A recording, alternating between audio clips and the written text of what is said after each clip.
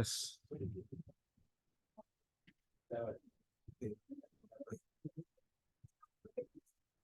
Tes.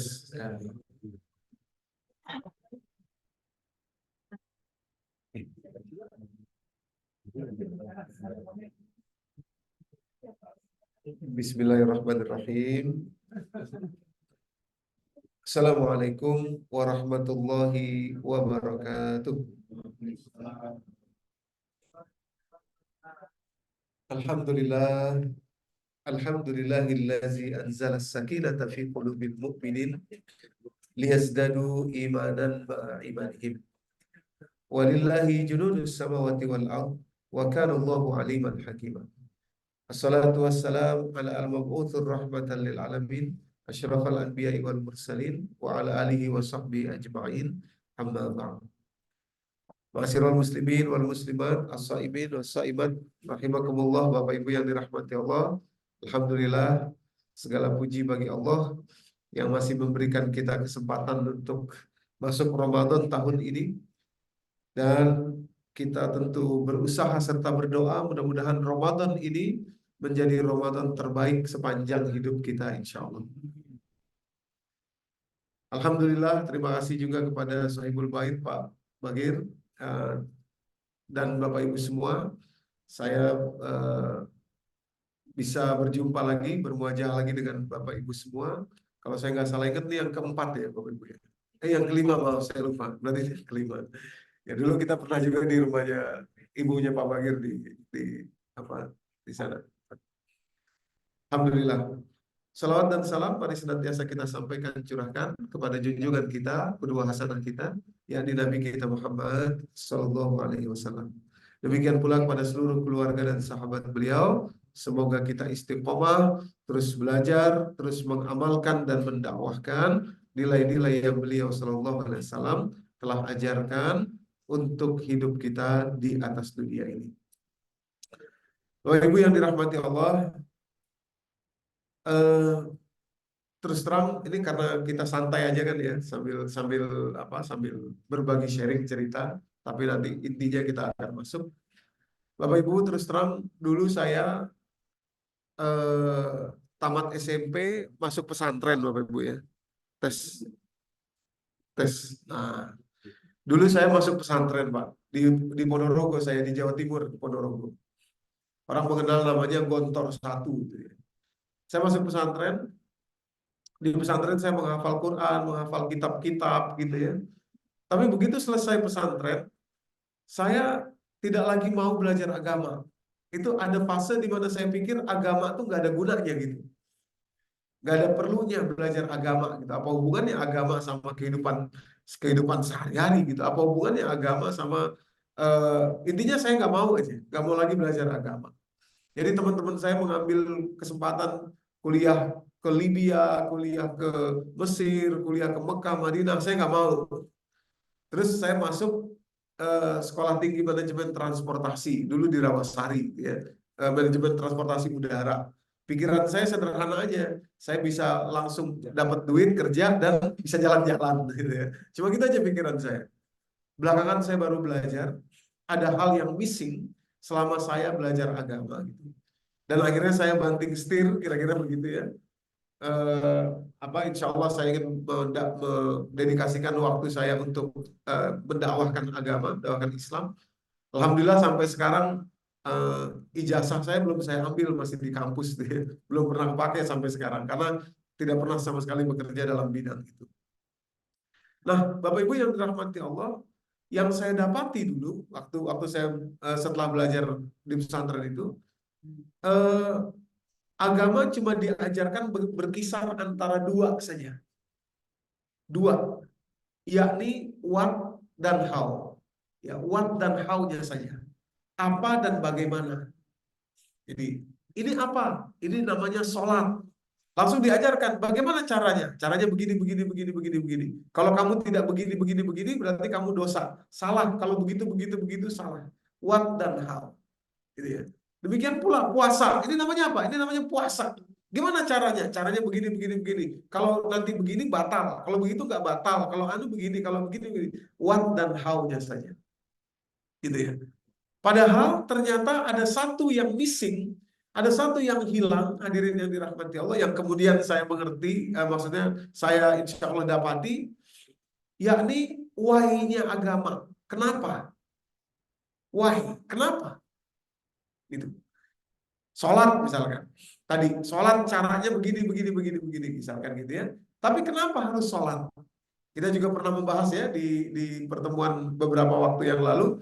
Kenapa sholat itu ada waktunya? Kenapa sholat zuhur itu jam sekian? Kenapa sholat asar itu jam sekian? Kenapa sholat maghrib jam sekian? Kenapa kita lagi enak tidur subuh suruh bangun sholat? Kenapanya itulah yang kemudian membuat kita menjadi terbuka dan yakin bahwa agama itulah untuk kehidupan sehari-hari kita. Jadi agama itu tidak terpisah, bahkan dialah yang akan menyebabkan hidup kita sehari-hari ini baik, senang, bahagia, sehat, semuanya. Gitu ya. Nah, Bapak Ibu yang dirahmati Allah, sore hari ini insya Allah kita akan sedikit membahas dari sekian banyak, sedikit faktor why, faktor kenapa dari puasa Ramadan itu. Untuk apa kita puasa? Dulu kalau kita ingat lagu Bimbo tahun 80-an, ada kalimat begini. Jawabannya apa, Bu? Jawabannya apa? Nah, jadi kalimatnya begini kan, ada anak bertanya pada bapaknya, untuk apa berlapar-lapar puasa? Gitu kan? Jawaban di lagu itu bilang begini, lapar mengajarmu rendah hati selalu. Gitu. Lagu itu, jawaban itu benar, tapi tidak cukup. Karena kalau rendah hati nggak mesti lapar dong, ya kan? Kasih duit ke orang, gitu kan? Itu rendah hati juga. Gitu. Kenapa harus lapar? Gitu. Jadi ada jawaban ternyata yang memang dalam tanda kutip Allah tuh ngotot betul pengen kita tahu kenapa kita harus puasa. Ngotot Allah itu ngotot. Ini penting untuk kita tahu bahwa Allah itu segitu ngototnya. Nanti dari mana tahunya? Nanti dari berbagai ayat, nanti ada dua ayat yang sama di ayat 184 dan 185 menunjukkan Allah tuh pingin banget supaya kita tahu manfaat berpuasa itu apa sih gitu kira-kira. Ya. Oke Bapak Ibu. Saya mulai dulu begini ya. Ini presiden Tunisia, presiden pertama Tunisia, namanya Habib Bourguiba. Habib itu bukan karena dia turunan Nabi, bukan, tapi emang namanya aja Habib ya, Habib Bourguiba. Ini dulu terkenal banget ini orang tahun 60-an ya. Sampai saya pernah ketemu orang di Indonesia di Jakarta ini, namanya literally Habib Bourguiba nama dia. Lahir tahun 60-an juga, jadi bapaknya ketika itu mungkin ngefans banget sama Habib Bourguiba. Habib Bourguiba ini presiden pertama Tunisia. Kenapa pertama? Karena dia tahun 57 itu berhasil menjadi presiden setelah kudeta terhadap kerajaan Islam di Tunisia. Nah, ini menarik fakta sejarah. 5 tahun setelah menjabat, tepatnya 1962, nih Bapak Ibu, Februari 1962 atau bulan Ramadan 1381 Hijriah, nih, setelah 5 tahun menjabat, dia ngumpulin semua menteri-menterinya, diundangin dalam satu acara tanpa dikasih tahu acara itu apa. Semua menteri diundang, rapat kabinet siang hari bulan Ramadan. Kemudian diundang juga mufti Tunis, gitu ya. Mufti Tunisia juga diundang.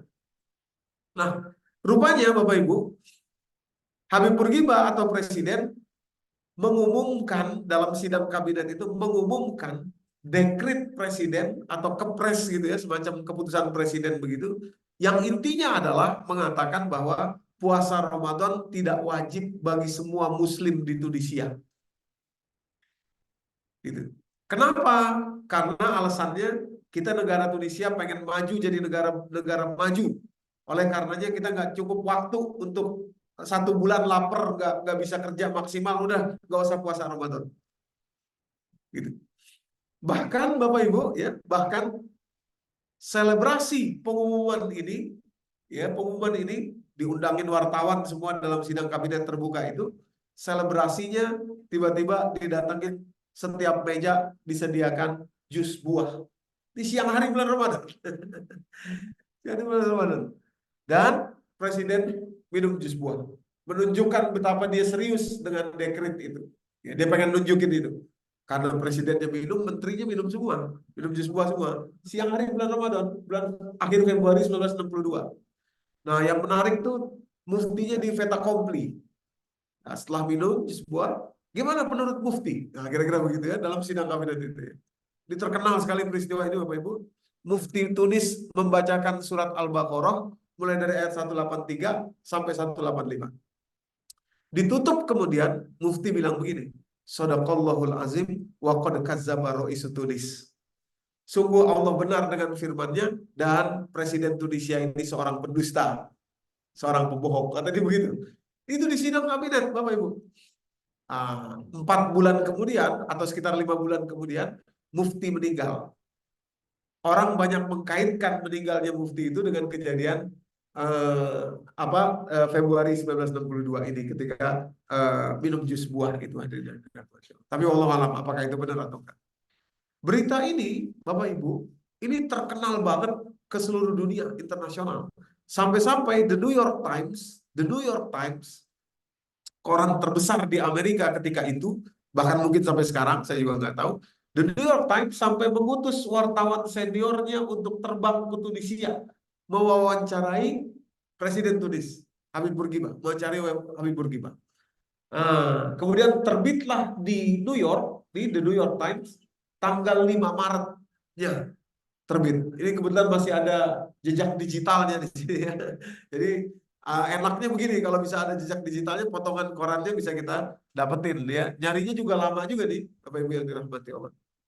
Jadi Thomas Brady ini wartawan senior, diterbangkan khusus ke Tunisia untuk bisa mewawancarai alasan Presiden Tunisia untuk menetapkan dekret puasa nggak wajib bagi bagi rakyat Muslim Tunisia. Nah, judulnya aja tuh Bapak Ibu ya, Bourguiba toast modernisme with fruit juice and time of fast.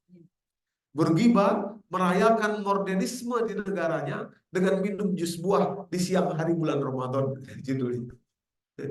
Kemudian ditanya nih oleh Thomas Brady diwawancara, ditanya, Presiden, kenapa kok mengumumkan ini langkah yang berani sekali, karena kita tahu Tunisia itu kan negara mayoritas Islam. Bahasanya bahasa Arab, Pak. Bahasa pertamanya Tunisia itu bahasa Arab. Baru bahasa keduanya itu adalah Prancis. Jadi ibaratnya begini, segeblek-gebleknya orang Tunisia, kalau dengar bacaan Quran dia pasti ngerti. Maaf dia, sealim-alimnya orang Indonesia kalau nggak pernah belajar bahasa Arab, dia dengar Quran nggak ngerti apa yang dibaca. Tapi orang Tunisia pasti ngerti karena dia bahasanya sehari-hari bahasa Arab. Nah, apa kata Habib Bourguiba? Apa kata Presiden? Di quote di sini. Dia bilang begini, I can be more useful to my country if I am not sitting in the corner yawning and hungry because of Ramadan. Yawning itu nguap. Kata dia, saya bisa lebih berguna buat negara saya kalau saya sebulan penuh ini nggak nguap-nguap, ngantuk-ngantuk, lemes-lemes karena nggak makan sebulan selama bulan Ramadan. Kira-kira dia bilang begitu. Supaya negara saya langsung bisa jadi negara yang maju. Saya pengen negara saya ini jadi kaya raya, kira-kira begitu. Dan oleh karenanya Ramadan ini menghambat, gitu ya. Jadi saya baca ini, saya ingat diri saya dulu dan mungkin kita semua.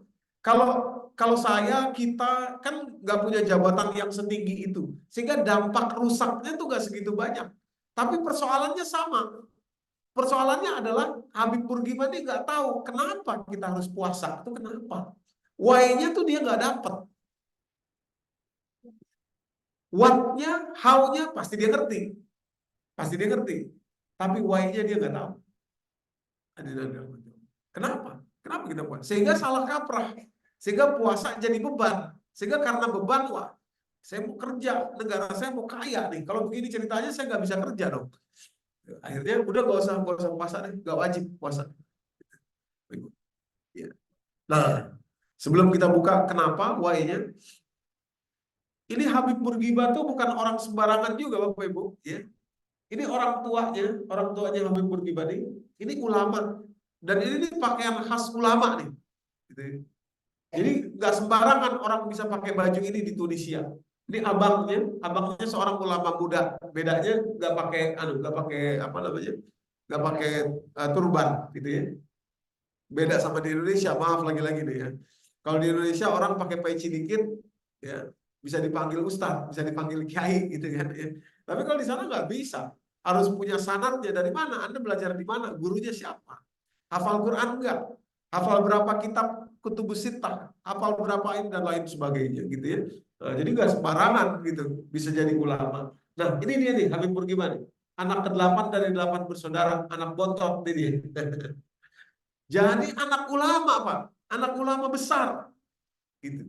Artinya saya mau bilang, pasti dia tahu dong. Pasti dia tahu dong. Gitu. Dan mungkin dia juga mungkin hafal Quran kali berapa juz gitu kali ya. Karena dia kan bapaknya ulama, pasti dididik model begitu kan. Cuma itu, nggak tahu why-nya dia. Why-nya dia nggak tahu. Kenapa harus berlapar-lapar puasa gitu. Gitu ya. Saya terus terang punya rujukan kitab tafsir yang selalu saya rujuk jadi rujukan utama saya. Itu kitab luar biasa, judulnya At-Tahrir wa Tanwir.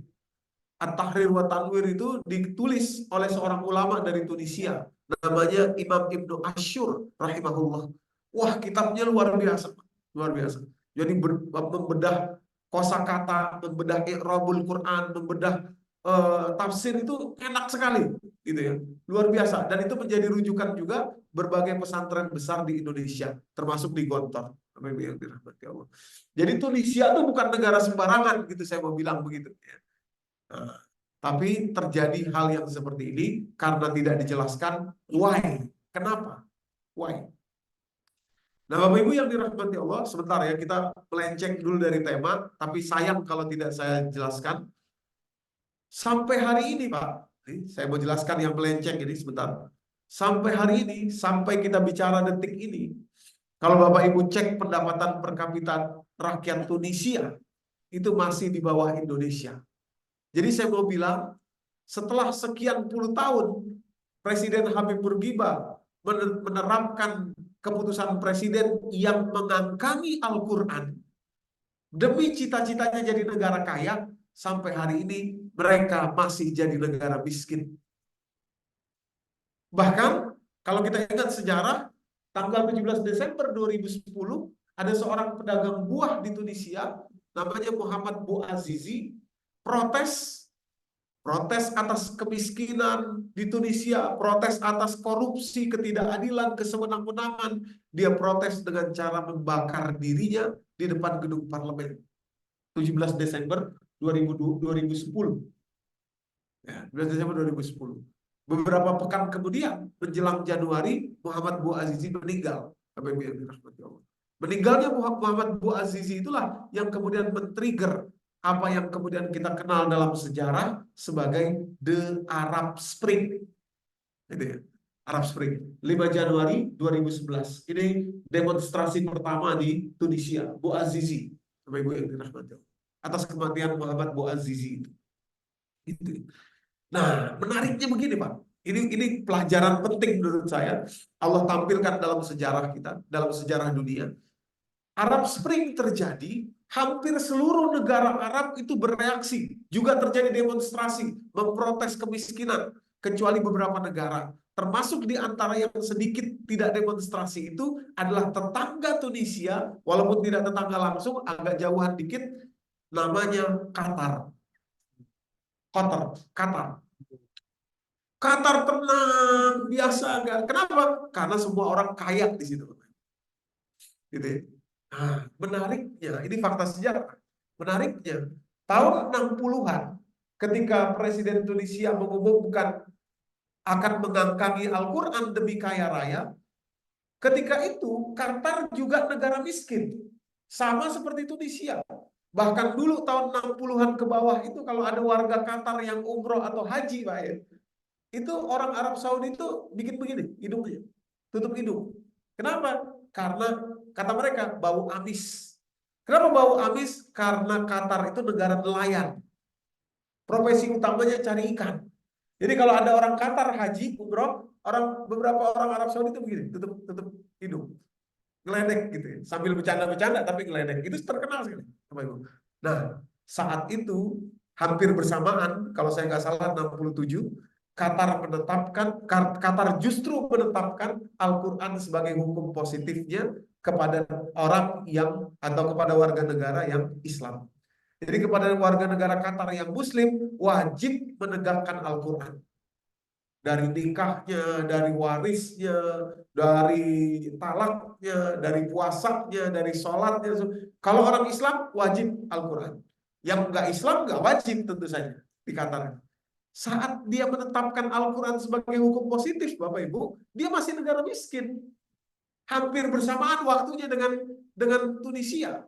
Baru sekitar 10 tahun kemudian, sekitar tahun 70-an, dia menemukan cadangan gas terbesar ketiga di dunia. Yang perlu kita catat itu cuma nomor 3. Nomor 1 dan nomor 2-nya Iran dan Rusia. Tapi kita lihat betul seperti Allah berikan berkah kepada Qatar, mereka mampu mengeksploitasi dengan baik gas itu dan kemudian mampu membuat kanal yang bagus untuk investasinya. Jadi duit hasilnya itu betul-betul bisa dia investasikan pada tempat yang bagus. Kalau saya nggak salah, Indosat kita sekarang ini hampir 70% milik Qatar. Dan beberapa perusahaan yang seperti itu di beberapa negara, di Singapura, bahkan di Eropa, di hampir seluruh negara Eropa. Jadi dia mampu mengkanalisasi investasi tadi itu menjadi kesejahteraan. Maka kita kenal Qatar, sebaliknya berbanding terbalik dari Tunisia, kita kenal Qatar setidaknya 20 tahun terakhir ini menjadi negara terkaya di dunia. Ini menurut saya pelajaran penting, Bapak Ibu. Jadi kita tuh semua pengen sejahtera tentu saja, pengen kaya, tapi pengen kaya sejahtera pengen kaya yang sejahtera dan bahagia, gitu kan? Kaya, sejahtera, bahagia, duitnya ada, hidupnya sehat dan bahagia, kan gitu. Nah, justru sebetulnya caranya adalah dengan menjadikan Al-Quran sebagai hukum positif dalam kehidupan kita. Ya, jadi bukti bahwa Al-Quran dikangkangi oleh Tunisia itu sampai hari ini ya tidak bisa melepaskan Tunisia dari kemiskinan, ya. Oke. Nah, sekarang kita masuk kepada why-nya puasa Ramadan ya, supaya kita tahu. Jadi maksud saya begini Bapak Ibu. Sebelum masuk kepada why-nya tadi, saya merasa nih kita sebagai generasi yang sudah saya kepada anak saya, Bapak Ibu mungkin kepada anak dan cucu ya. Saya merasa kita berhutang kepada generasi muda kita, berhutang penjelasan why Islam. Kenapa Islam? Saya merasa kita berhutang itu supaya anak cucu kita tidak lagi kehilangan kenapa saya menjadi Islam.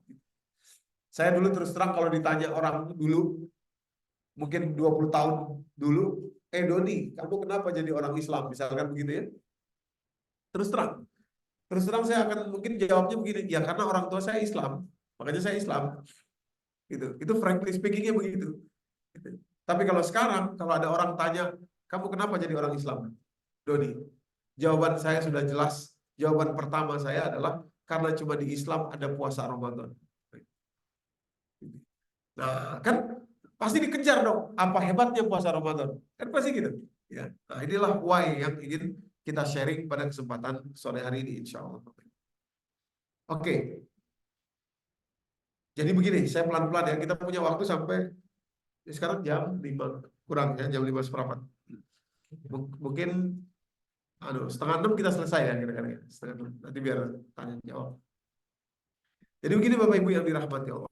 Ada kalimat penting ini, ada dua hal sebetulnya. Ada dua kalimat penting yang mesti kita buka dan fokus ya. Mudah-mudahan kita bisa fokus dan Allah mengizinkan kita memahaminya. Yang pertama, Quran surat kedua ayat 184. Jadi rangkaian ayat puasa itu dari 183 sampai 188. Itu rangkaian ayat puasa ya, 183, 184, 185, 186, 187, 188 Bapak Ibu ya. Jadi total ada 6 ayat. Nah, di 183 kita udah tahu sama-sama ayatnya, ya ayyuhallazina amanu kutiba alaikumusiyam kama kutiba alal ladzina min qablikum la'allakum tattaqun ya. Udah jelas ya. Nah, ayat 184 dan 185 ini menarik.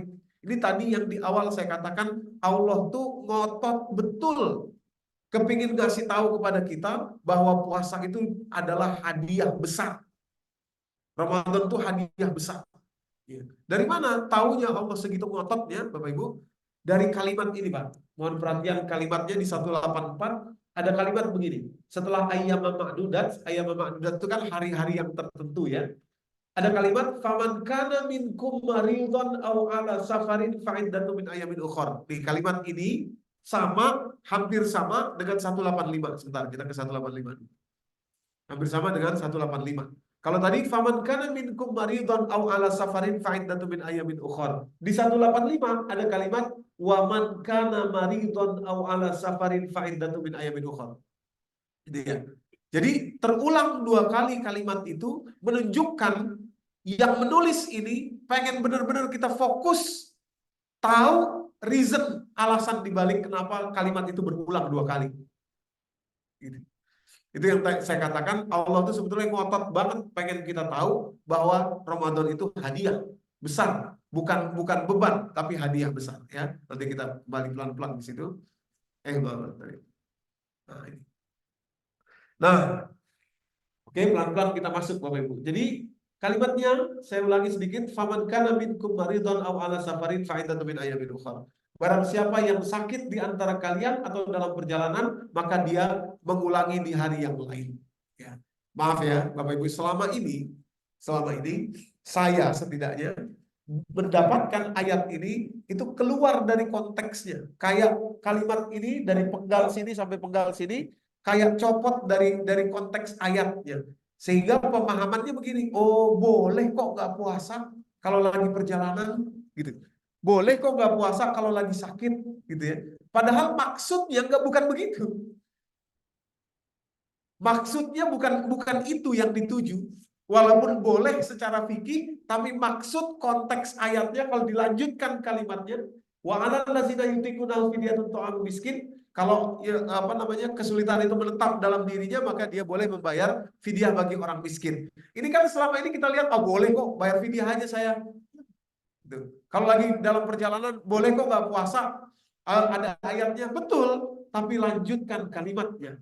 Faman tatawwa'a khairan fahuwa khairul lah. Barang siapa mau berbuat baik, maka kebaikan itu untuk dirinya sendiri. Kebaikan apa yang dimaksud? Lanjut lagi kalimatnya, wa antasumu khairul lakum. Kalau kalian berpuasa, itu lebih baik bagi kalian. Maksudnya, jangan lepaskan dengan awal kalimat, betul kalau Anda sakit tidak berpuasa, boleh. Tapi kalau Anda sanggup berpuasa dan Anda berpuasa dalam keadaan sakit, itu lebih baik buat Anda.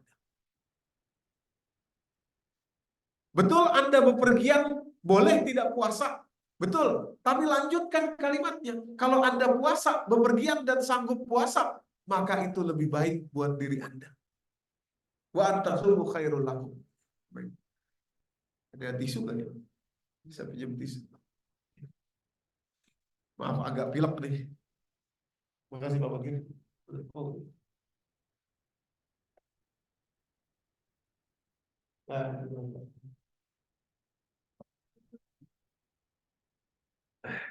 Jadi saya ulangi kalimatnya, Bapak Ibu ya. Di pelan-pelan aja kita buka. Insya Allah waktu kita cukup. Saya ulangi kalimatnya. Jadi, faman kana minkum maridhan aw ala safarin fa'iddatun min ayamin ukhra. Barang siapa yang sakit di antara kalian dan bepergian, maka dia mengulangi di hari yang lain. Tapi tolong lanjutkan kalimatnya, faman tatawwa'a khairan fahuwa khairul lah. Barang siapa berbuat kebaikan, maka kebaikan itu untuk dirinya. Kebaikan yang dimaksud apa? Wa antasumu khairul lakum. Kalau kalian berpuasa, itu lebih baik buat kalian. Cuma ada kata kunci di ujungnya itu. Kalimatnya begini. In kuntum ta'lamun, seandainya kalian tahu. Nah, kalau tahu, kalau ngerti, baru tahu kenapa puasa itu baik, walaupun dalam bepergian, walaupun dalam sakit.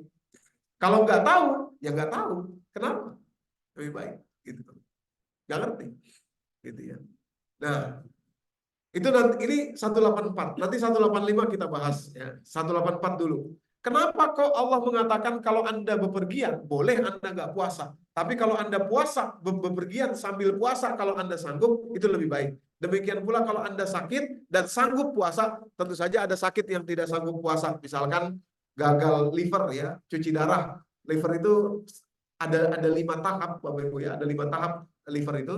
Yang terakhir itu tahap kelima itu adalah cuci darah. Tapi kalau di tahap kedua kira-kira masih dalam pembersihan liver itu, justru bagus berpuasa, justru baik berpuasa. Tapi kalau sudah tahap 4 sampai 5 itu memang harus cuci darah, artinya tidak bisa berpuasa. Oke, sekarang kita kembali.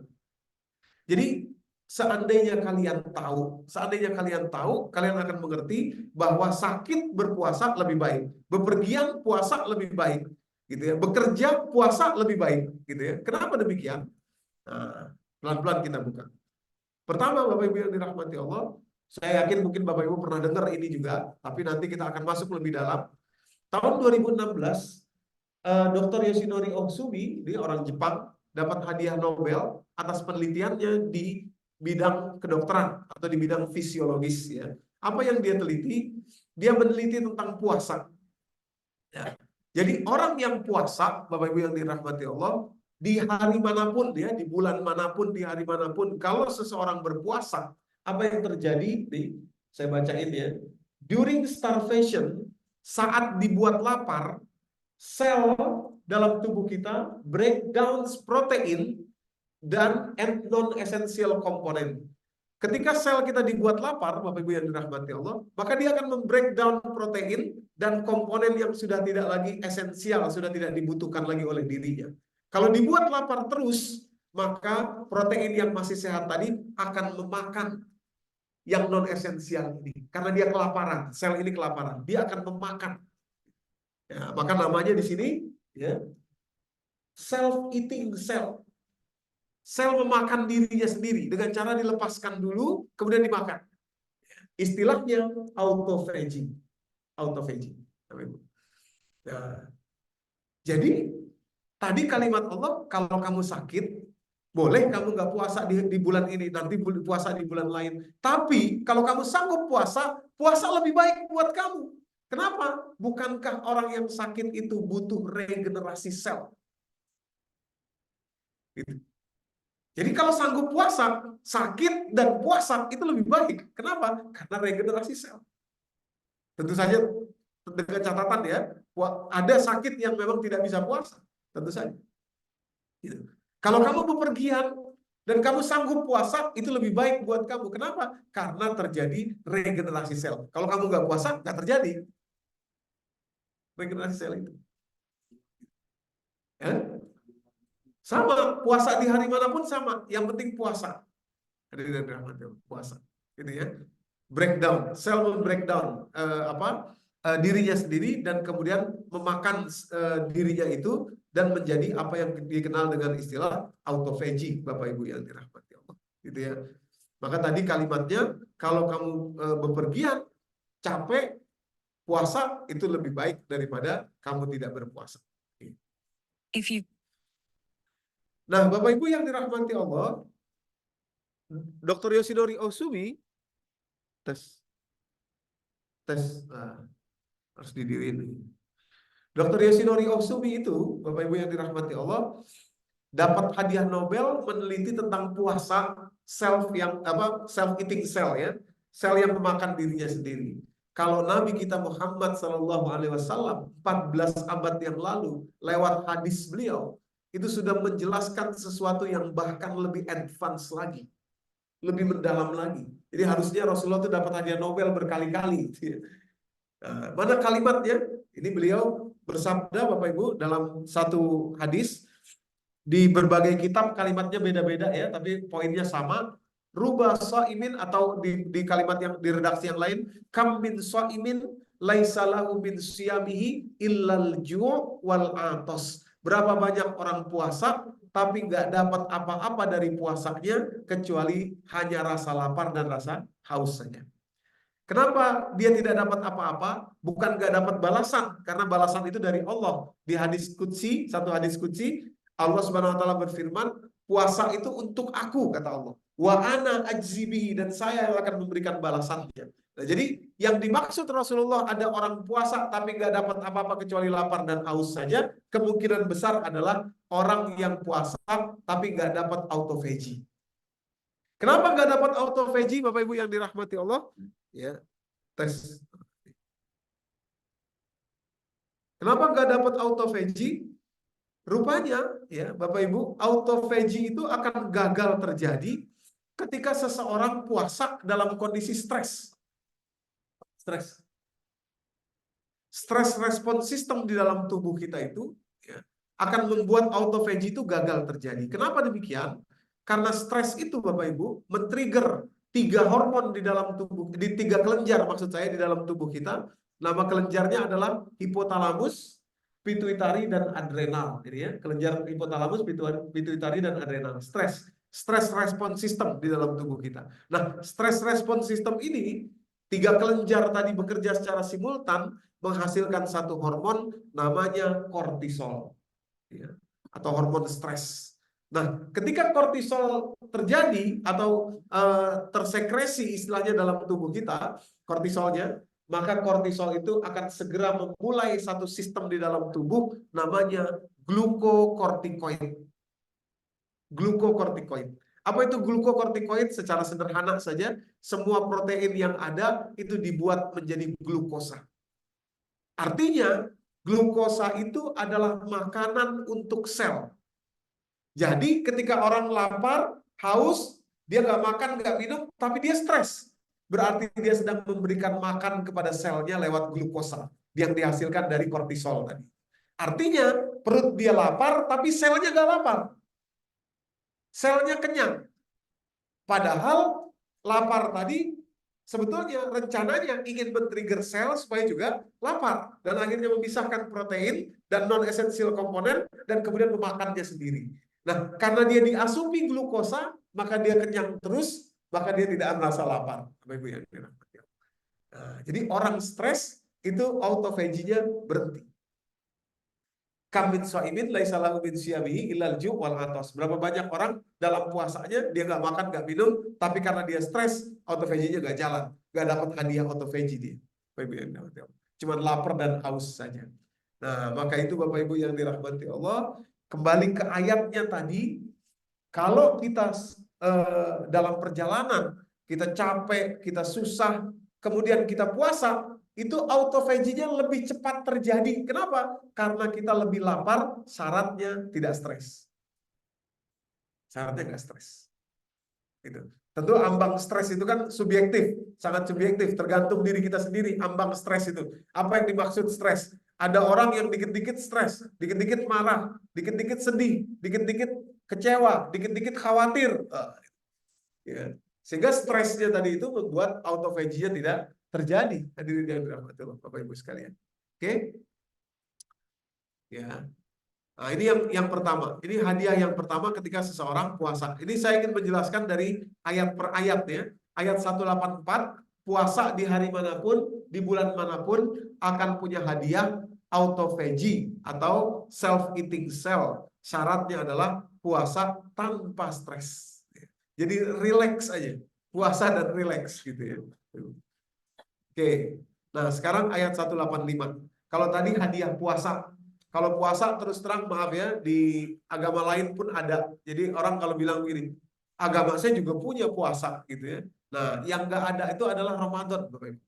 Puasa Ramadan. Maka tadi saya katakan di awal tadi, kalau ada orang tanya sama saya, kenapa kamu jadi Islam? Jawaban saya adalah karena cuma di Islam ada puasa Ramadan. Apa hebatnya puasa Ramadan? Nah, kita masuk ke sini.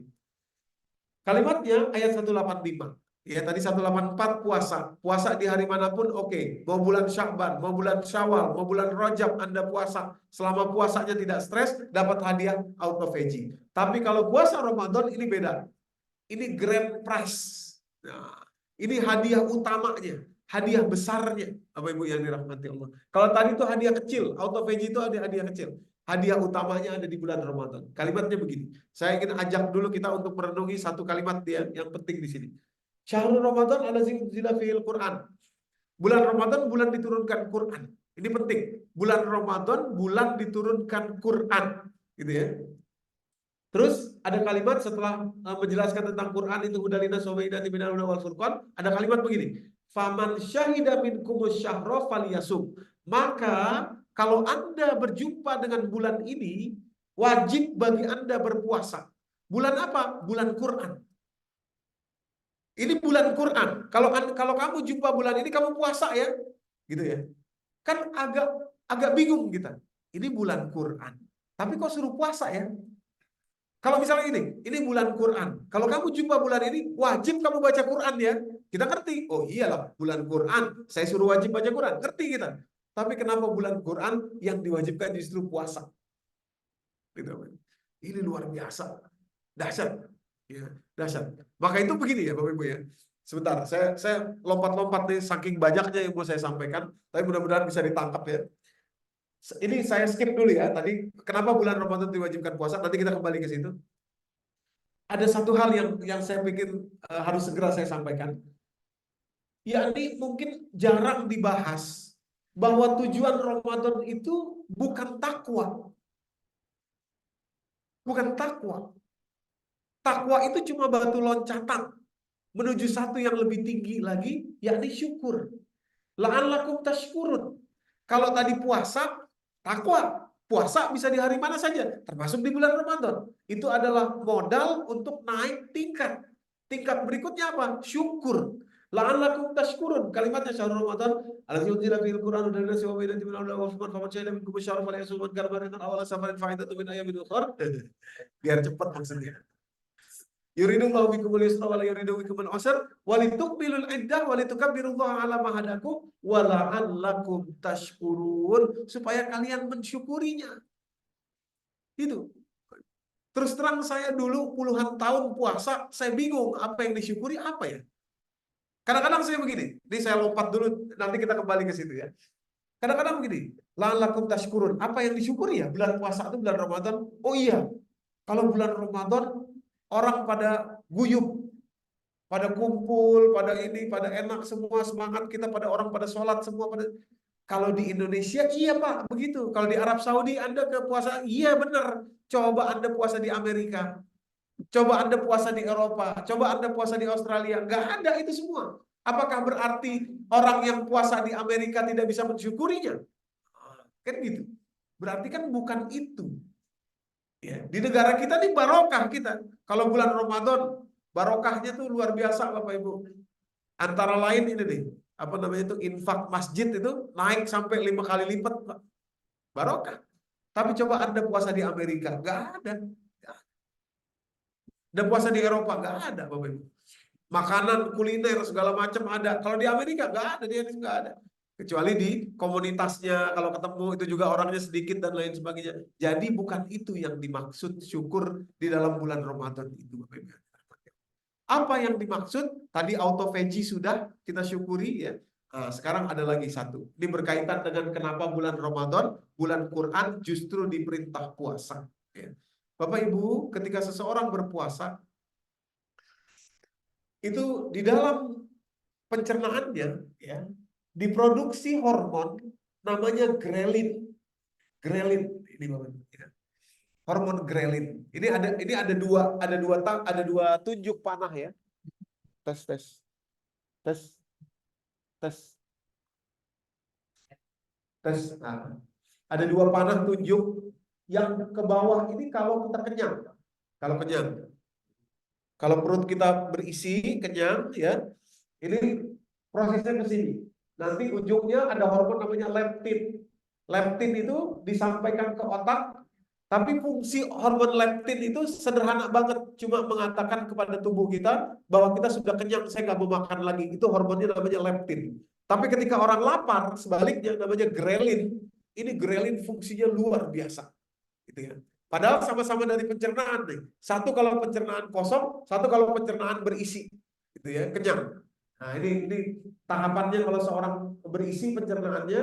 Hormon pertama namanya inkretin, kemudian itu mengabarkan kepada pankreas untuk mengeluarkan insulin. Insulin juga hormon, Bapak Ibu.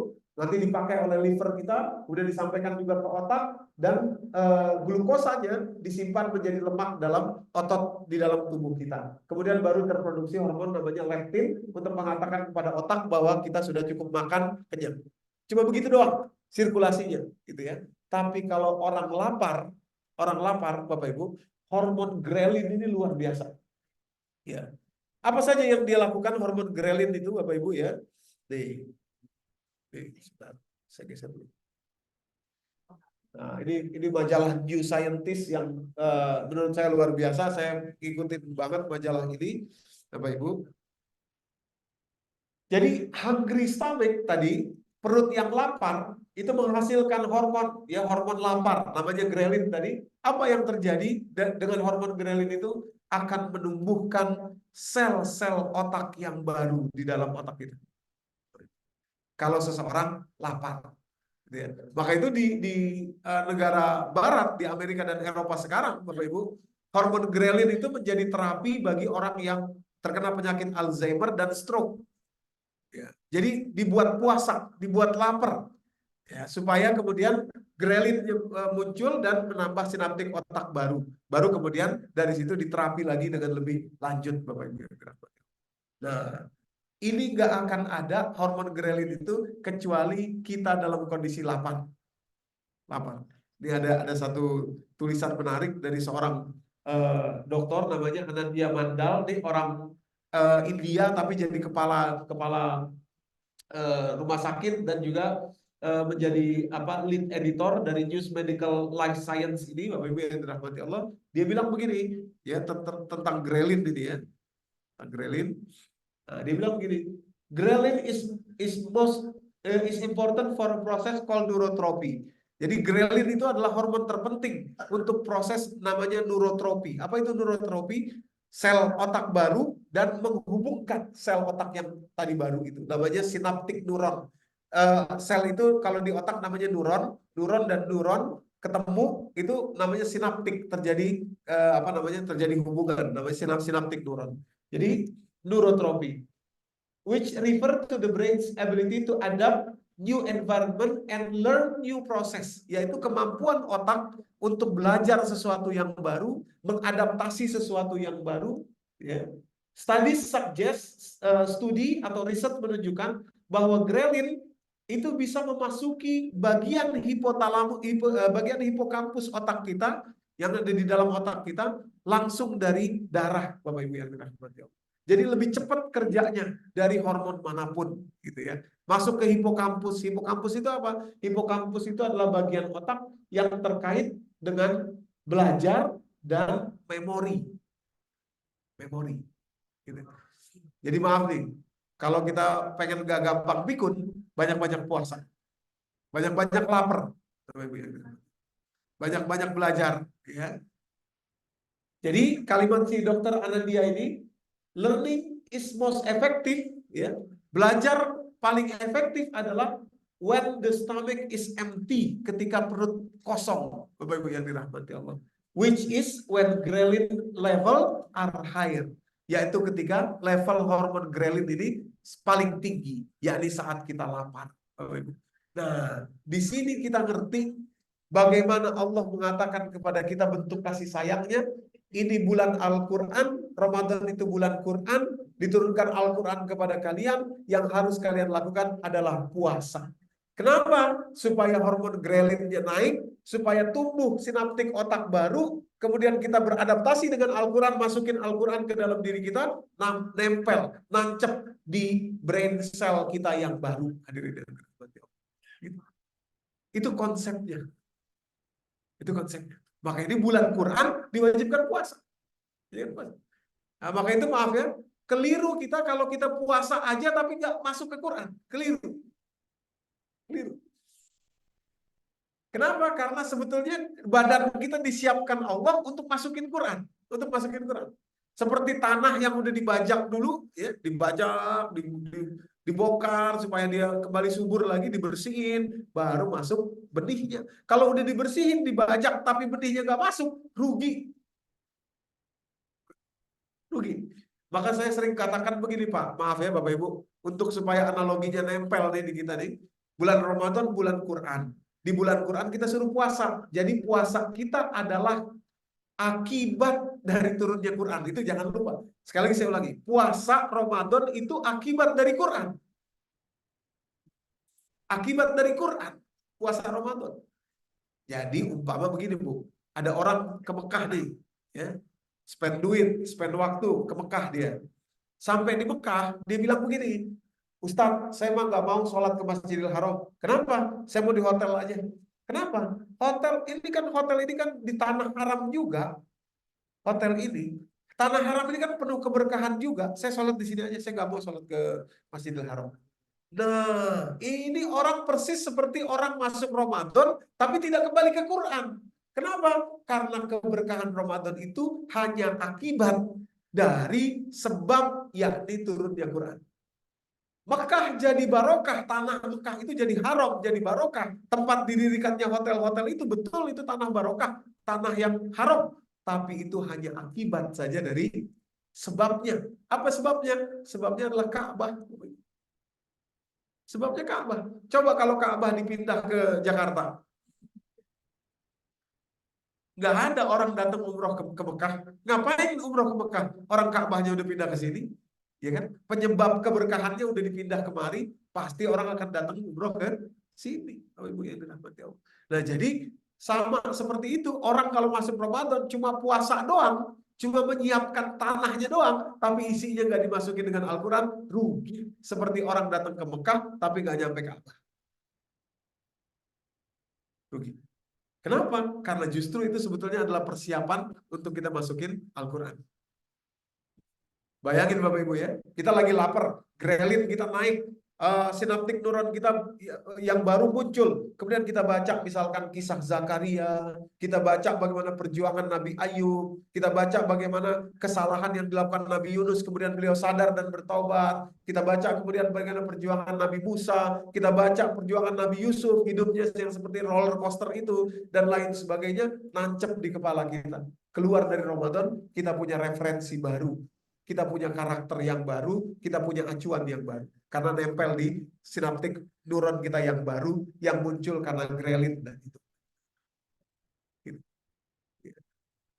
Awas, jadi bahaya banget nih, maaf ya. Bahaya sekali ketika kita dalam kondisi lapar, justru misalkan kita habiskan waktu dengan nonton infotainment misalkan. Bahaya. Kenapa? Yang akan masuk jadi sinaptik neuron kita adalah isi itu, isi infotainment itu. Isi infotainment itu. Ya, maka nanti lebih nancep lagi tuh dalam otak kita isinya itu. Kenapa? Karena kita dalam kondisi lapar. Grelin kita naik. Ya, sinaptik neuron kita baru. Nah, mestinya kita dengar sesuatu yang baik dari Al-Qur'an. Oke? Nah, ini fungsi hormon grelin ketika seseorang lapar dan tidak akan ada kalau seseorang itu tidak lapar. Nah, oke, sekarang saya kembali. Itu grelin untuk otak, ya. Sekarang untuk jantung, ketika seseorang lapar dari pencernaannya tadi itu Bapak Ibu, ya, tercipta hormon di dalam tubuhnya namanya galaktin 3. Ya, ketika seseorang lapar di puasa, galaktin 3. Apa galaktin 3 itu? Kalau grelin tadi untuk otak, kalau galaktin 3 ini untuk jantung, Bapak Ibu yang dirahmati Allah. Spesial menekan inflamasi. Terkhusus inflamasi dalam jantung. Inflamasi dalam jantung itu disebabkan oleh setidaknya 2. Yang pertama, tekanan darah tinggi. Itu inflamasi. Karena pressure darahnya tinggi, maka menjadi peradangan. Inflamasi itu peradangan. Saya yakin Bapak Ibu mengerti. Peradangan di jantung. Yang kedua, darah yang mengental. Bapak Ibu. Makanya banyak obat itu, obatnya mahal kalau saya nggak salah ingat, itu pengencer darah. Supaya apa? Supaya tidak terjadi inflamasi di jantungnya itu. Nah, itu bisa ditekan oleh galaktin 3 dan inflamasi tadi menekan masalah jantung atau istilah kedokterannya kardiak fibrosis istilahnya Bapak Ibu. Apa saja banyak sekali, mulai dari gagal jantung, kemudian hipertensi yang terus-menerus dan penyempitan koroner jantung dan lain sebagainya. Jadi kalau inflamasi di otot yang lain selain otot jantung masih gampang, Pak. Umpama inflamasi kita pegal-pegal di sini misalkan gitu ya. Ini inflamasi juga kalau pegal di sini, pegal sini itu inflamasi. Dipijitin dikit, dilancarin aliran darahnya bisa. Tapi kalau di jantung nggak bisa. Nggak bisa dipijit model begitu, begitu nggak bisa. Obatnya galektin 3. Nah, jadi sebenarnya kalau ada hipertensi dan lain sebagainya paling bagus adalah puasa. Lapar. Lapar. Gitu ya. Oke, saya cepat. Wah, udah setengah, hampir udah 5 seperempat juga ya. Kirain tadi waktunya banyak. Maksudnya kirain tadi bisa bisa cepat, ternyata enggak. Nah, yang terakhir Bapak Ibu, ini saya kembali dulu ke ayatnya ya, untuk menunjukkan betapa kasih sayang Allah kepada kita luar biasa. Tadi bulan Ramadan, bulan Quran, kita suruh puasa supaya kita lebih pintar, lebih cerdas, jantung kita lebih sehat. Yang kedua, ada kalimat juga yang tadi disampaikan. Sudah, kita geser dulu.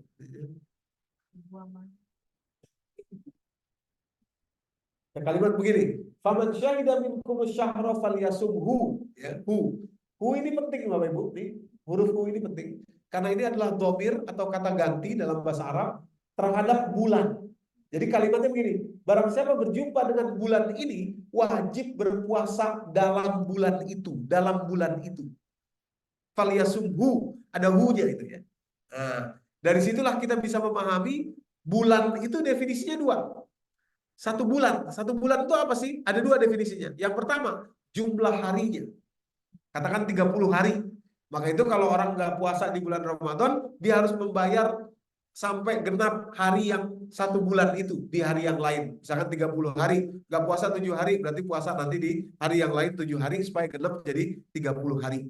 Nah, definisi yang kedua yang selama ini mungkin jarang kita sadari adalah 1 bulan itu artinya 4 pekan berturut-turut, 4 minggu berturut-turut. Itu namanya 1 bulan. Bulan Ramadan, bulan misalkan sekarang ini kita bulan Maret, misalkan gitu ya. Iya Maret nih ya. Maret, mana sih Maret itu? Ya ini 4 pekan berturut-turut. Pekan pertama, pekan kedua, pekan ketiga, pekan keempat. Itulah bulan Maret.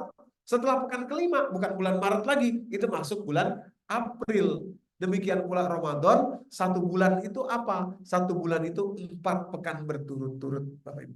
Kenapa ini penting? Ini penelitian dilakukan di Baylor University di Houston, di Texas ya. Dan saya juga baru tahu bahwa Baylor University ini adalah Universitas Katolik Baptis.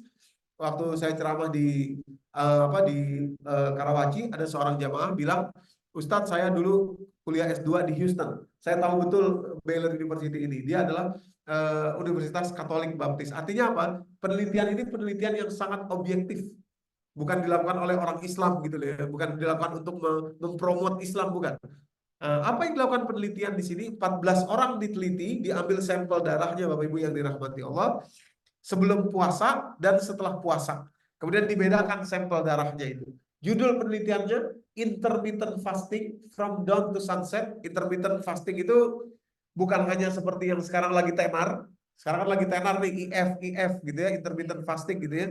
Sebetulnya intermittent fasting itu kan sekarang ini diistilahkan orang nggak makan dari malam. Ya, tidur dia misalkan jam 9, terus nggak makan sampai pagi, dia nggak makan, kemudian dia baru makan lagi setelah makan siang. Disebut intermittent fasting. Sebetulnya intermittent fasting bukan cuma itu. Intermittent fasting itu artinya puasa di jendela waktu yang tertentu, kemudian berbuka makan, terus lanjut lagi, kemudian nanti puasa dalam 24 jam. Jadi maksud saya, puasa kita dari pagi gak makan, gak minum, sampai malam, sampai berbuka nanti, terus kita makan, besoknya kita puasa lagi, itu namanya intermittent fasting juga. Gitu ya. Nah, intermittent fasting, from dawn to sunset, dari fajar sampai dengan terbenam matahari, selama 4 consecutive weeks, selama 4 pekan berturut-turut, 4 pekan berturut-turut, persis seperti puasa kita, Bapak Ibu yang dirahmati Allah, 4 pekan berturut-turut. Nah, maksud saya gini, tadi hadiah-hadiah kecil itu, ini hadiah grand prize. Apa yang didapat? Ada 2, Bapak Ibu yang dirahmati Allah. Hadiah Allah, kasih sayang Allah kepada kita ketika kita puasa 4 pekan berturut-turut. Yang pertama, indusis atau terjadi induksi di dalam tubuh kita, terjadi rangsangan di dalam tubuh kita untuk memproduksi serum anti kanker.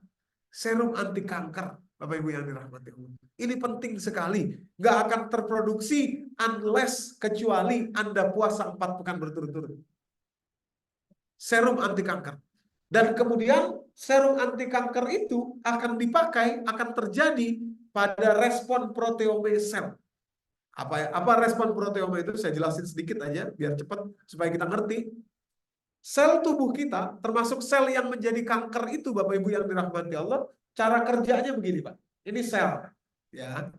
Kemudian dia terpecah sel ini untuk dikopi, ya. Pecah.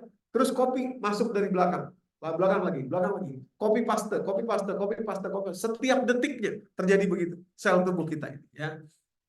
Nah, kalau kita punya protein di dalam tubuh kita, punya protein, maka kita bisa memasukkan protein itu dalam respon ini, dalam respon ketiga ini. Hasilnya ditambal kayak gini, Bapak Ibu yang dirahmati Allah. Atau terjadi peningkatan metabolom dalam sel tubuh kita. Jadi, maaf nih ya, misalkan orang kena kanker, gitu ya. Itu karena sel di dalam tubuhnya itu sudah rusak. Jadi begitu bolong, dikopi makin bolong. Gitu. Nah, kalau kita punya protein itu, dengan sendirinya dia akan nambel.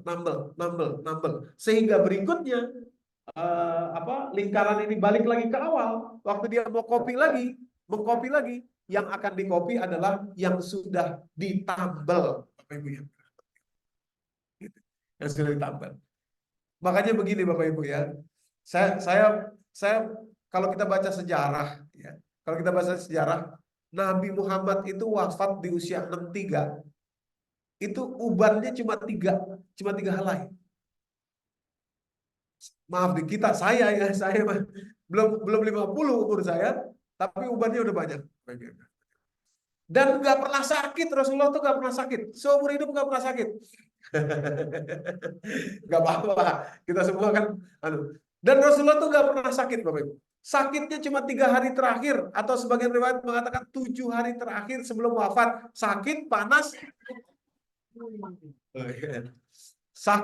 terus wafat.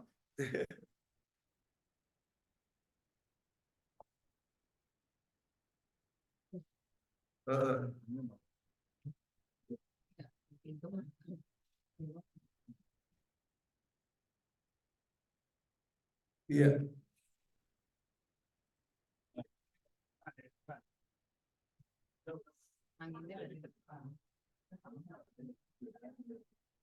Terima kasih Pak.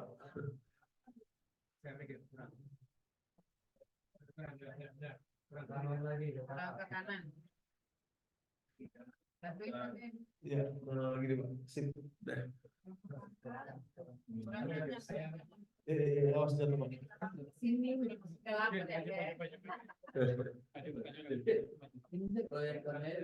fotonya digeser. Oh iya, nah, nih. Cukup lah.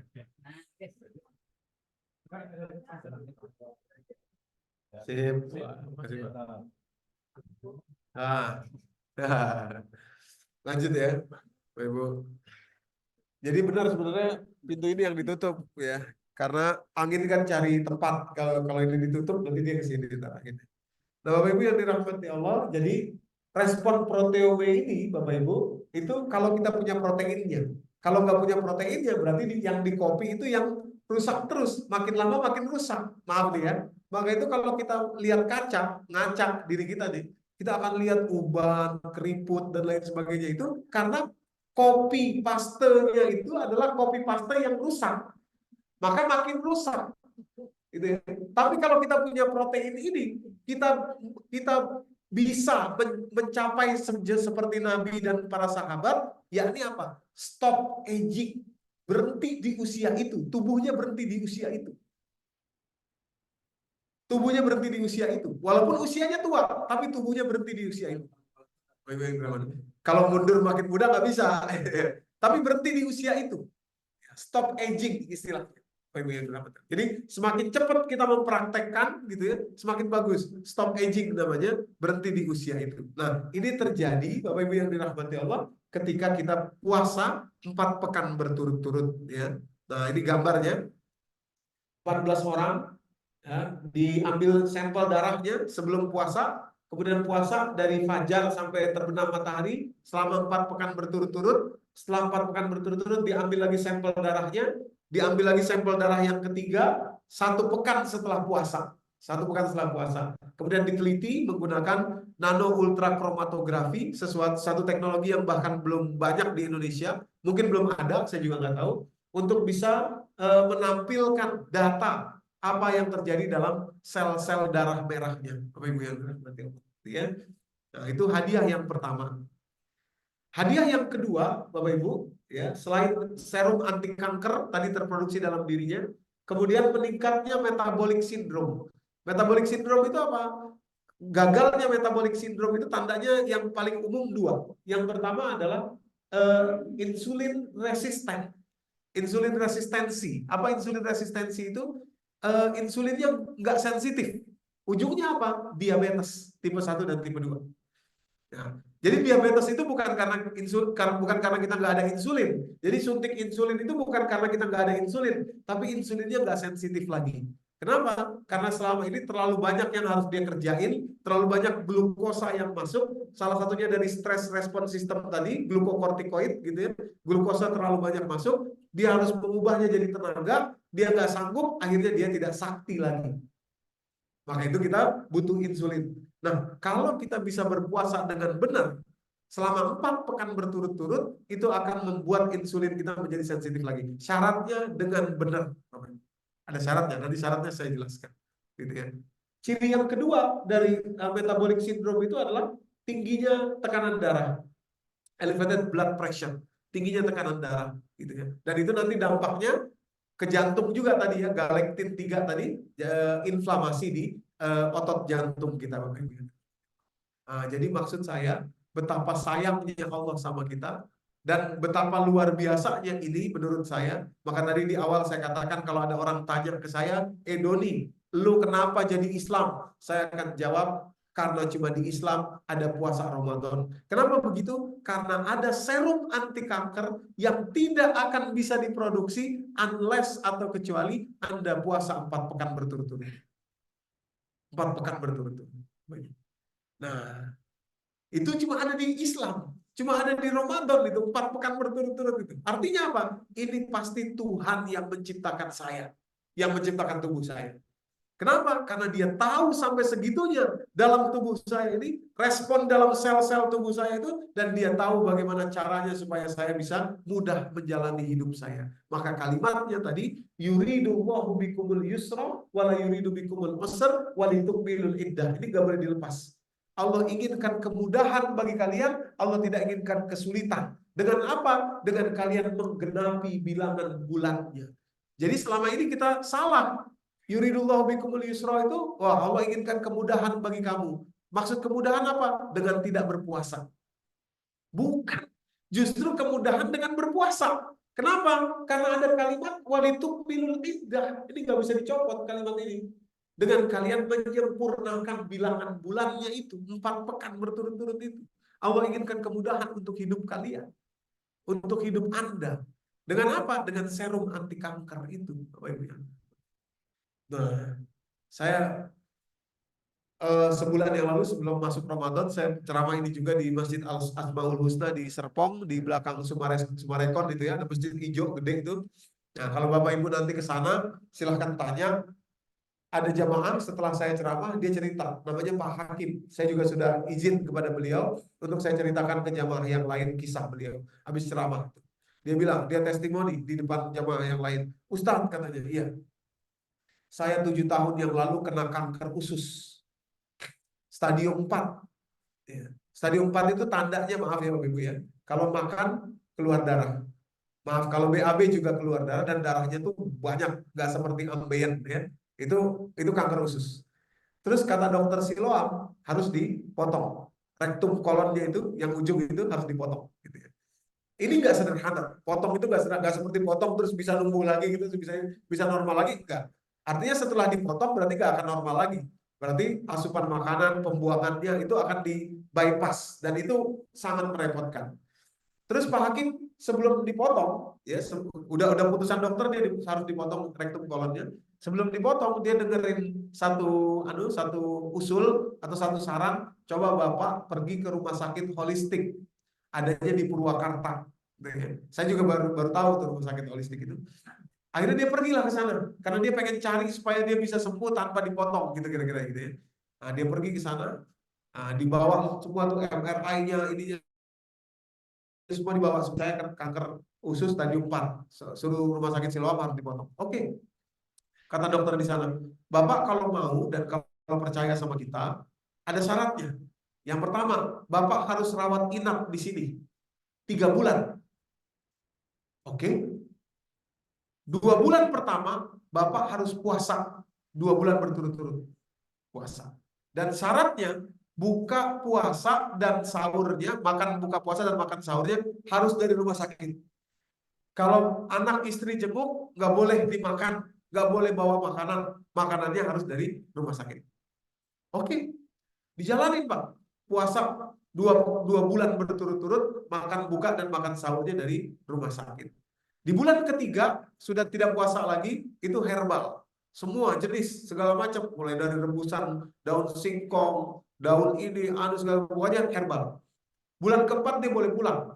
Nah, disitulah kemudian setelah dia pulang, dia buru-buru datang ke Siloam lagi untuk pengen tahu di MRI lagi, ya, untuk pengen tahu gimana hasilnya, kira-kira begitu ya.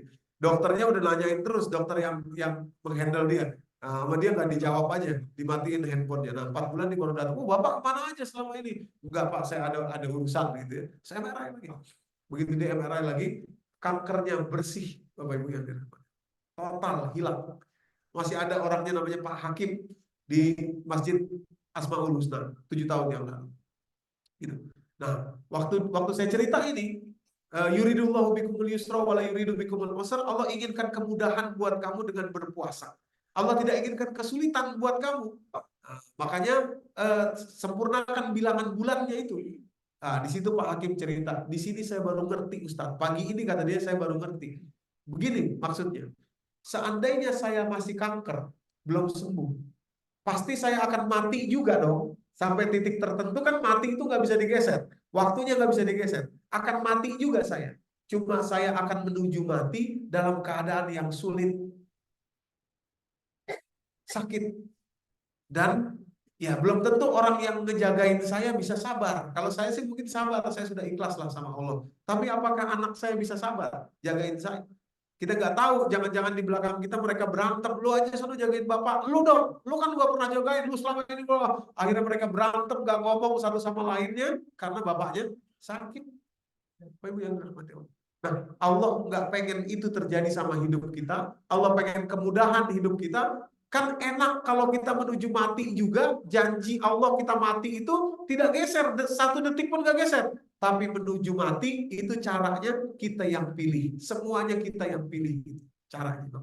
Nah, alangkah enaknya kalau kita menuju mati dalam keadaan sehat seperti Rasulullah. Cuma sakit 7 hari doang, 3 hari doang menjelang wafat, panas, sakit, meninggal. Nah, ada syaratnya, Bapak Ibu, supaya bisa begitu. Puasanya bersyarat ya. Ini seperti yang dilakukan penelitian di sini. Ini emang nggak enak ini, tapi saya harus sampaikan aja. Dan juga yang diceritakan Pak Hakim. Jadi selama 2 bulan itu saya puasa, Pak Ustadz, kata dia, anak istri datang jenguk nggak boleh bawa makanan, saya nggak boleh makan yang lain kecuali yang diberikan oleh rumah sakit. Nah, ada 4 hal yang nggak ada dalam makanan berbuka dan sahur saya. Ini tentu bagi yang menderita kanker ya. Ada 4 hal. Apa yang 4 hal itu? Yang pertama, sama sekali tidak ada glukosa dalam bentuk apapun. Nggak ada glukosa dalam bentuk apapun. Nah, maaf nih, di poin pertama ini saya harus jelaskan. Kita mungkin mungkin jarang memahami bahwa kurma tamer, kurma itu ada 2 Pak, kurma tamer sama kurma rutop, ya. Kurma tamer Pak, kurma yang kering itu glukosa, Jadi kalau kita baca hadis, Rasulullah makan kurma 1, 3, 5, 7 ganjil gitu ya. Zaman dulu itu tidak dikenal kurma tamr. Yang dikenal apa? Kurma buah. Surat 19 itu surat Maryam. Rutoban janiyah itu sakit alaiki rutoban janiyah. Rutob, kurma buah. Kurma buah bedanya sama kurma tamar apa? Kurma buah itu yang masih jadi buah itu fruktosa. Kalau yang udah kering ini glukosa. Apa Ibu? Makanya kalau kita buka puasa makan kurma, ini maaf nih, ini bukan baik. Kenapa? Karena tubuh kita yang istirahat 14 jam, nggak ngeluarin insulin, tiba-tiba kita masukin glukosa, dia kelabakan. Bapak Ibu yang dirahmati Allah, kelabakan dia. Nah, pankreas minta darah yang lebih banyak dari jantung. Nah, disitulah jantung memompa dengan keras, biasanya akan gagal jantung. Gagal jantung. Serangan jantung. Kenapa? Karena glukosanya naik tiba-tiba. Bagus kalau kita buka puasa dengan apa? Dengan buah, fruktosa. Boleh makan glukosa nanti, ya, dengan karbohidrat. Jadi umpamanya Bapak Ibu makan nasi nih, karbohidrat nih. Habis makan nasi, mouthwash-nya apa namanya itu, dessertnya kurma, bagus. Karena dia akan melekat di karbohidrat. Itu bisa menjadi tenaga nanti buat kita sholat taraweh, buat kita ini kebakar tenaganya, tapi jangan di awal.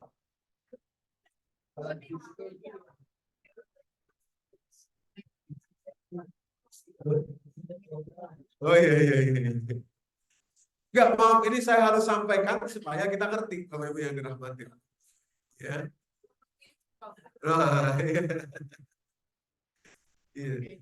Ya, jadi boleh kita makan kurma yang glukosa itu setelah makan karbohidrat supaya dia ngikat di karbohidrat jadi tenaga gitu ya. Itu fruktosa. Nah, maksud saya gini Bapak Ibu ya. Bagi yang terkena kanker tadi, glukosa ini udah tinggalkan semua jenisnya. Ya, semua jenis glukosa sudah tinggalkan. Sirup, gula, termasuk gula Jawa, Bapak Ibu yang dirahmati. Bahkan maaf ya, madu pun glukosa walaupun dia rendah. Madu itu glukosa walaupun dia rendah. Iya, bagi yang kena kanker, tinggalkan glukosa sama sekali. Setidaknya 1 bulan dah Ramadan ini Pak, Bu. Ya, 1 bulan Ramadan ini coba deh, gak ada glukosa sama sekali. Gitu. Nah, itu dia perdebatan sekarang ini. Gula stevia atau sukralosa gitu ya, gula tetes. Sebaiknya untuk yang ada gejala kanker, kanker apapun itu, stop aja dulu semua. Mau stevia, mau sukralosa, mau semua stop aja dulu. Tapi kalau yang tidak ada, tentu tidak ada masalah. Kira-kira begitu. Nah, bagi ada yang tanya gini, gimana dengan kolak, Ustaz? Kolak lebih dahsyat lagi tuh. Lebih dahsyat lagi tuh kolak itu ya. Karena santan dimasak dalam kondisi panas dan mengikat dengan gula, walaupun gulanya gula Jawa. Nah, iya makanya. Nah, tapi bagi penderita kanker saja, Bapak Ibu yang dirahmati Allah. Tapi kalau kalau kita masih kuat-kuat, nggak apa-apa dah. Kira-kira. Itu yang pertama ya. Yang tadi disampaikan oleh Pak Hakim tadi, pertama tidak ada glukosa. Yang kedua, Bapak Ibu, sama sekali 2 bulan itu, ini suka nggak suka, ini harus saya sampaikan, 2 bulan itu puasa dia, buka puasa dan sahurnya tidak ada makanan yang digoreng.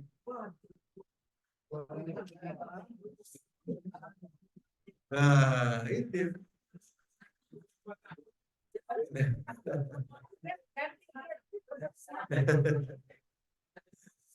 Ya, ini mau nggak enak nih ya.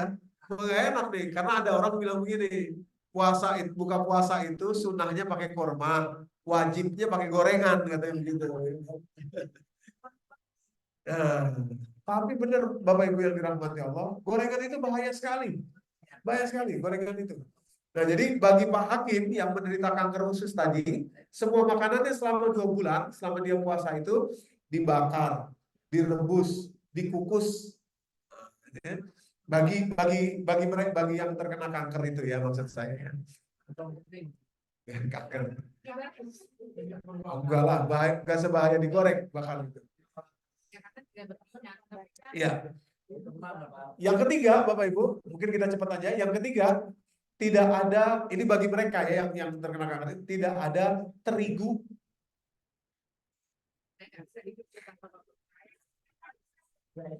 Nggak ada terigu. Ya, terigu tuh. Terigu itu ya semua ada, ya roti, mie gitu ya. Itu bagi mereka yang tadi terkena kanker. Ini cerita pengalaman Pak Hakim. Kalau kita, oh saya belum bisa, saya belum, ya nggak apa-apa. Kalau kita sehat nggak ada masalah. Ya, kalau mau cari yang tidak ada glutennya lebih bagus. Tapi kalau nggak bisa, nggak ada masalah. Tapi ini cerita dari Pak Hakim itu nomor 3, tidak ada terigu sama sekali selama dia 2 bulan itu. Bapak Ibu yang dirahmati. Ya mungkin singkong rebus, ikan rebus, ubi gitu, apa buah-buahan. Oh ya satu lagi, buahnya juga bagi Pak Hakim tentu saja, kalau bagi kita nggak perlu begitu. Buahnya tuh dikukus supaya gulanya lebih rendah lagi. Buahnya dikukus. Jadi apa istilahnya tuh? Ada buah buah kukus tuh ya. Iya. Oh, enggak, kalau mau mungkin enggak kali ya. Tapi misalkan apel gitu ya, atau mungkin mangga gitu dikukus supaya nggak terlalu manis. Gitu.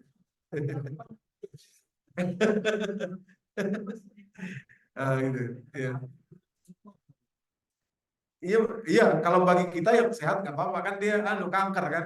Pak Hakim tadi sakit kanker stadium 4. Itu strict banget, 2 bulan itu strict sekali. Ya, glukosa. Hasilnya memuaskan. Maka dia berhasil sekarang sembuh. Ya, dia sekarang bisa makan apa aja, tapi dia bilang saya nggak mau lagi makan gorengan katanya gitu. Ya, karena sudah pernah menderita kanker usus tuh. Terakhir bagi Pak Hakim tadi, sekali lagi ini cerita Pak Hakim ya, yang kanker stadium 4. Sama sekali selama 2 bulan itu makanan berbuka dan sahurnya itu tidak ada binatang darat, Bapak Ibu. Ya, binatang darat, ayam, sapi nggak ada, unggas, burung nggak ada. Ya adanya cuma ikan. Itu 2 bulan berturut-turut dia puasa. Enggak, dikukus ikannya. Ya atau dibakar, ya ikannya dibakar. Iya makanya. Nah, jadi Bapak Ibu yang dirahmati Allah, itu kisah saja dari Pak Hakim di Semarekon tadi itu. Tentu kita, wah susah dong kalau gitu, saat wah nggak bisa. Ya terserah, silakan, ini kembali kepada kita masing-masing. Yang jelas, puasa 4 pekan berturut-turut, kalau kita jaga dengan baik puasa itu, maka tercipta serum anti kanker di dalam tubuh kita. Tergantung kita, apakah kita mau seperti itu. Maksud saya begini, kan sebulan doang, cuma sebulan aja. Sebulan aja itu kita puasa, ini yang sering mungkin kita lewat memahaminya. Puasa saat siang tidak makan, dan puasa juga saat makan. Puasa saat makan bagaimana? Ya kita perhatiin, oh ini mah gak usah dah. Ini geser dulu dikit, ini nggak dulu dah selama sebulan ini. Nanti sebulan depan silahkan makan lagi. Ini nggak dulu, ini nggak dulu. Jadi puasa saat siang tidak makan, dan puasa juga saat makan. Itu ya. Puasa saat makan apa? Ya itu tadi, menghilangkan sedikit demi sedikit, menggeser sedikit demi sedikit apa-apa yang kira-kira akan berbahaya untuk tubuh kita sendiri. Baru setelah sebulan nanti Lebaran, silahkan kita buka puasa. Namanya juga hari raya, gitu kan ya. Hari raya Idul Fitri. Fitri diambil dari kata iftar yang artinya berbuka puasa. Baik, saya pikir mungkin itu saja yang bisa saya sampaikan. Ini kasih sayang Allah kepada kita bulan Ramadan ini, supaya hidup kita enak, supaya kita bisa merasakan Al-Quran dengan baik, hormon grelin, hormon galaktin 3, serum anti kanker tadi, metabolic syndrome yang meningkat, dan juga autophagy. Total setidaknya, ini baru soal fisik saja, ada 5 hal yang amat besar yang tidak akan ada kecuali orang itu berpuasa. Apalagi puasanya adalah 4 pekan berturut-turut. Oh sedikit saya tambahin 1 menit lagi, mungkin nanti akan ada yang bertanya juga. Tapi pasti ada yang berpikir begini, kalau 4 pekan berturut-turut, gimana orang perempuan, ya kan? Yang menstruasi, yang haid dan lain sebagainya. Bapak Ibu, gini. Ya, ya, ya.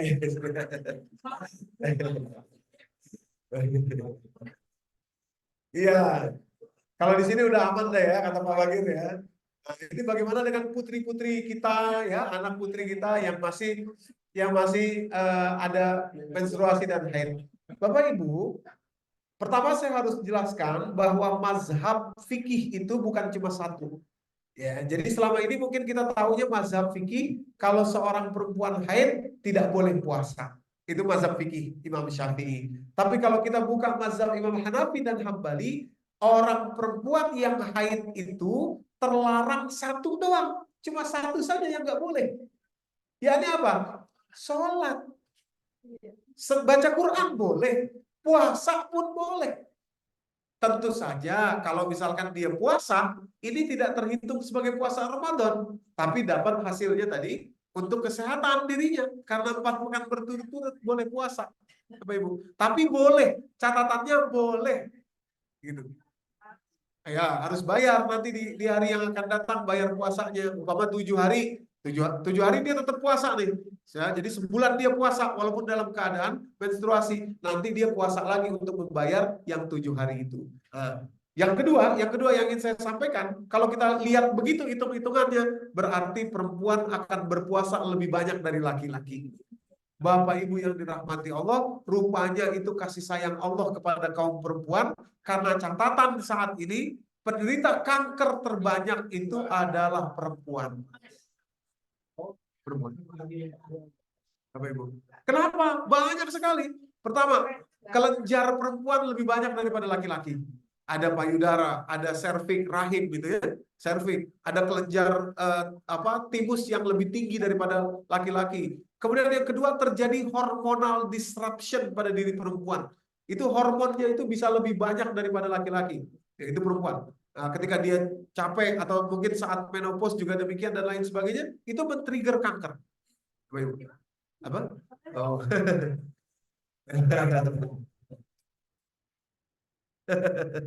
Ya, jadi yang mau saya katakan, Allah tuh sayang banget sama kita, terutama sama ibu-ibu, maka diberikan peluang ibu-ibu puasa lebih banyak daripada bapak-bapak.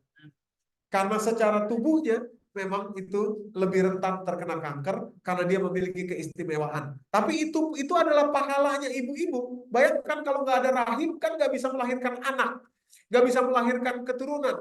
Anak yang soleh kan akan menjamin kita nanti bisa memberi syafaat di surga. Dari mana? Dari rahim ibu-ibu. Nah, itu pengorbanan yang luar biasa. Tapi oleh karenanya Allah ciptakan juga kemudahan bagi ibu-ibu, otomatis berpuasa jadi lebih banyak daripada laki-laki. Demikian, wallahu a'lam bishawab. Mudah-mudahan memberikan manfaat. Silahkan mungkin kalau ada yang mau bertanya atau diskusi.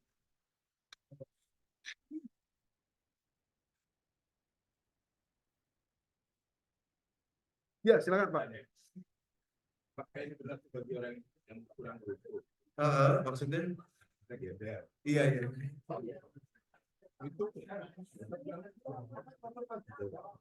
kaya. Iya betul. Iya. Iya, betul. Betul. Iya. Betul sekali Bapak Ibu. Jadi orang gembel, maaf nih tadi ditanya oleh Bapak, bagaimana dengan gembel? Atau gini, bagaimana orang gila?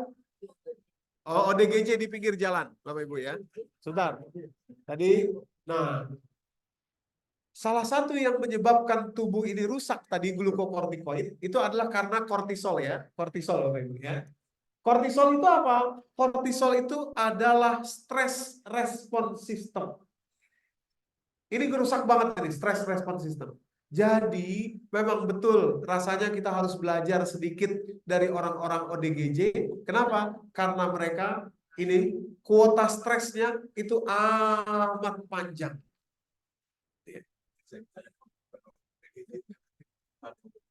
Iya. Kalau di DJ kapan lagi? Iya. Kurang lagi. Itu tidak kita. Iya. Kamu belum? Iya. Nah, tadi saya katakan ODGJ itu ekstrimnya ya. Sekarang ke bawah lagi orang-orang yang tinggal di pinggir jalan, umpamanya pemulung, gembel dan lain sebagainya yang tadi cerita Bapak, mereka punya ambang stres yang amat tinggi, rentang stres yang amat tinggi. Mana buktinya? Mereka nggak punya duit biasa-biasa aja. Mereka ada yang dimakan, nggak ada yang dimakan biasa-biasa aja. Mereka bisa ketawa-ketawa sama anak-anaknya, mereka bisa santai-santai sama anak-anaknya. Itu artinya stres respon mereka, ambang stresnya sangat tinggi. Itulah yang membuat mereka sehat, karena kortisolnya tidak banyak, karena glukokortikoidnya tidak bekerja dengan banyak. Nah, sementara orang yang mungkin duitnya banyak, stresnya banyak, artinya glukokortikoidnya banyak, artinya banyak sel yang rusak di dalam tubuh. Demikian kira-kira. Silakan.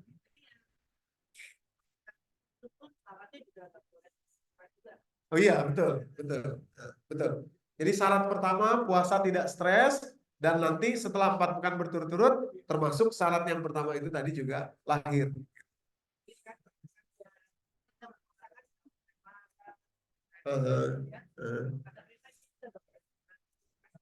Iya, stres itu tadi semua.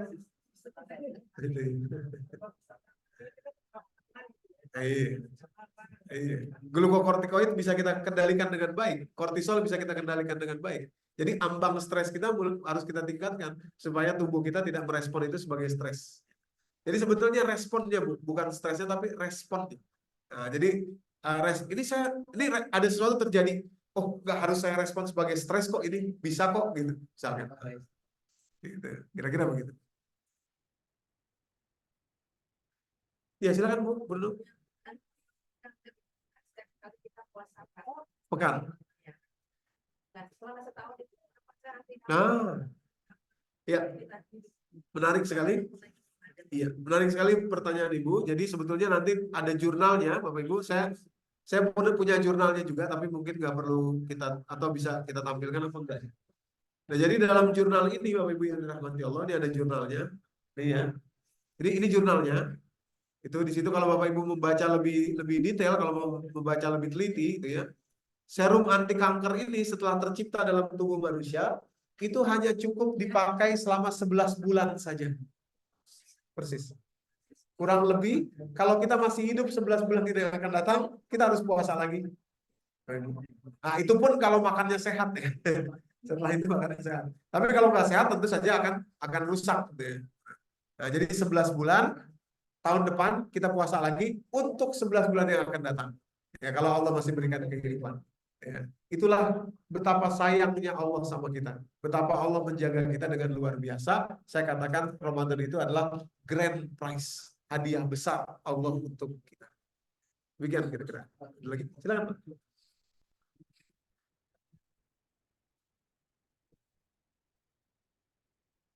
Totalnya dia 4 bulan.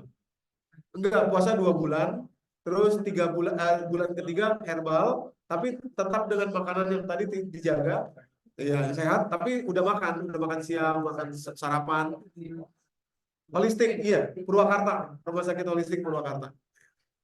Saya juga nggak tahu, saya baru tahu dari Pak Hakim itu tentang Rumah Sakit Holistik. Baik. Ada lagi, cukup?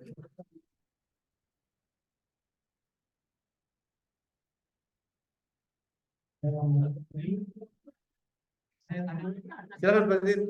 Mungkin sedikit mendapat penegasan mengenai intervensi pastinya. Ya.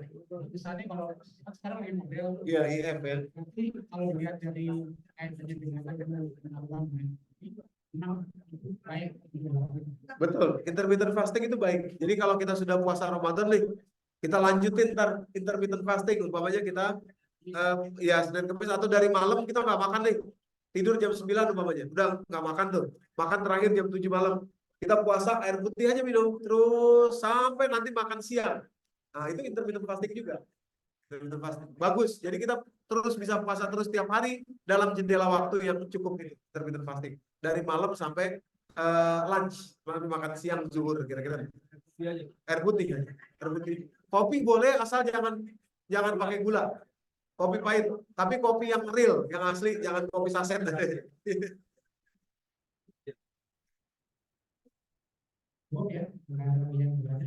Ya.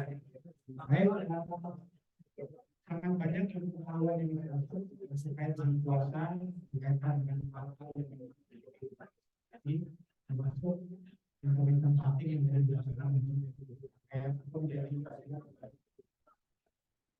baik teman-teman sekalian, kita masih ada waktu. Terima kasih kepada Ustaz yang memberikan pengajian yang banyak kali kita menjadi.